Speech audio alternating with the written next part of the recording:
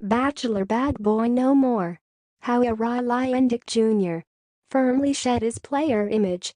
The show would be perfect for Arie Luyendyk until it comes to choosing just one. Who could forget the shade ex-girlfriend Sydney Stempfley tossed Arie Luyendyk Jr.'s way when he was named as ABC's choice to dole out the roses on the 22nd season of The Bachelor. And for one moment last March, that was presumably deliciously satisfying for her. It kind of seemed like she was right. His feet cooling off mere months after he told perky publicist Becca Kufrin he wanted to choose you every day from here on out. He ended their brief engagement in an agonizingly long breakup captured by cameras and aired in its second-hand shame-inducing entirety. As his now prescient-seeming ex had predicted, choosing just one final suitor at the end of the 8-week process was, indeed, quite difficult for the race car driver, and after agonizing over his choice since the end of filming, he felt quite sure that he'd made a mistake in letting reserved saleswoman Lauren Burnham go. Sensing the inevitable backlash from his flip-flop, a move known in Bachelor parlance as pulling a Mesnick, in honor of Jason Mesnick's after the final rose switch from Melissa Rycroft to now wife Molly Mesnick, he went through all the right motions to show that, no, guys, this time I'm sure. Flying to see Burnham at her parents' Virginia home, he begged for forgiveness and made nice with her family. And minutes after his brutal dumping of Kufrin aired on the finale special, as he was still being crucified on Twitter by the likes of Sean Lowe and other franchise alum, he knelt before his new final choice with a fresh Neil Lane diamond telling her, "I have made some bad decisions, but the best decision was running back to you. I can't imagine a life without you.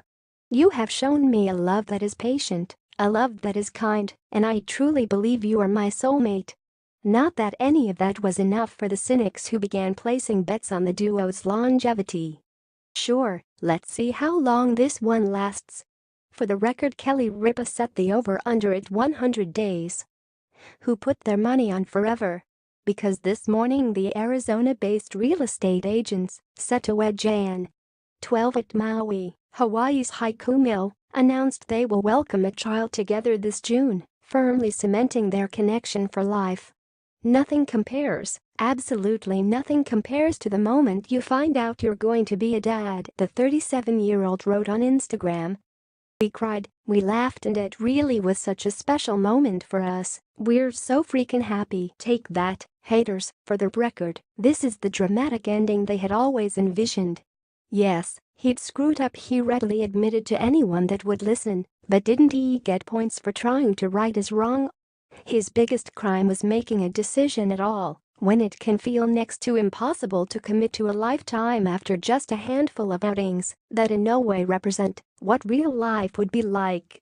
The day after his final date with Kufrin, who unlike the more camera-shy Burnham was so herself, on and off camera, he described to GQ earlier this year, "Production woke me up at 7 in the morning, and they were like, okay, who is it?"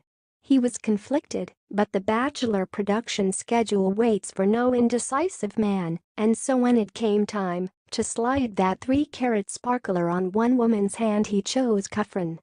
"I felt like I was trying to be logical," he explained. "I tried to think like, okay, I know who Becca is, and she's a great person. In the moment, I felt like I was making the right choice." As for the wandering eye a few former Paramounters had accused him of having, that simply wasn't the case. Sure, he'd had some fun in the years since he got his heart broken by 2012's Bachelorette Emily Maynard. In her 2014 memoir, Courtney Robertson said he'd been dating another woman throughout the whole of their fling, but as he posted to GQ, what 36-year-old man hasn't dated around if they're single? His romance with Burnham, 26, was different, though. He was different when he was with her. Even his Indianapolis 500 winning dad Arie Luyendyk Sr. marveled about seeing his son in love like this. "It's like there's one person, almost, between the two of them," he told the mag. "They're so connected,